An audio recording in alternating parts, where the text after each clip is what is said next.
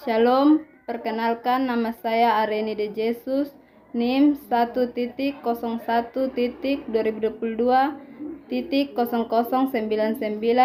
kelas C, Prodi Pak. Video kali ini saya akan menjelaskan tentang periodisasi sejarah gereja Indonesia. Sejarah gereja Indonesia. Secara umum, periodisasi adalah suatu proses pembabakan atau pembagian waktu atas beberapa babak zaman atau periode.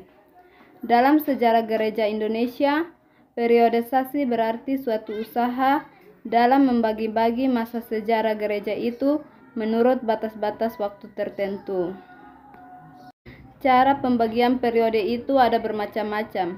Ada yang membagi dari segi perkembangan atau perluasan gereja itu, tetapi ada juga yang membaginya dari segi pertumbuhan, organisasi atau kepemimpinan gereja itu sendiri.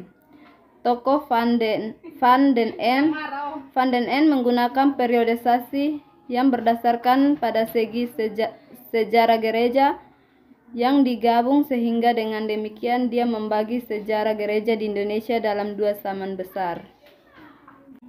Yang pertama pada tahun 1522 sampai 1800.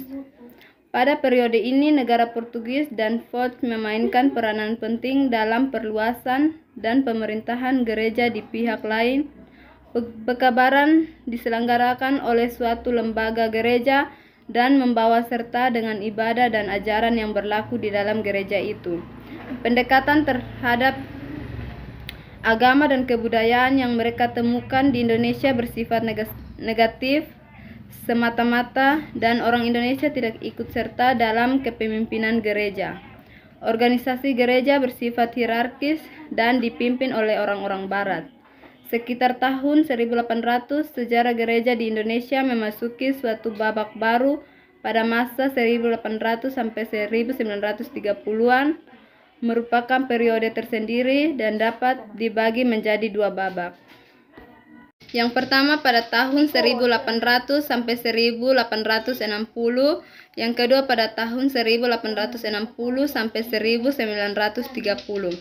Yang menentukan pembagian itu ialah beberapa pertimbangan serentak, faktor perluasan, faktor pola berpikir para sendeling, faktor peranan orang-orang Indonesia dalam kehidupan gerejani, faktor perkembangan di bidang politis. Faktor-faktor ini berlaku bagi sejarah gereja di Indonesia sebagai kesatuan. Sekian video dari saya, terima kasih.